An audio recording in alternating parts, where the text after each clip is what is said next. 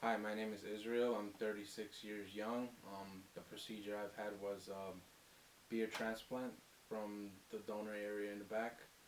Um, what led me to this procedure was just wanted to feel a little bit more confident about myself. I feel like it was something that I needed done. I've never really had any facial hair.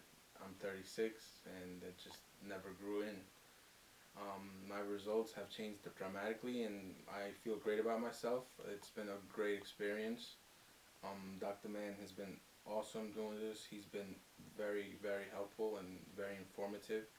Not on top of that, Raymond, the hair technician, was great. He was amazing. He did everything from beginning to end with no hesitation, alongside with her partner, Ellie, that also helped out in the process.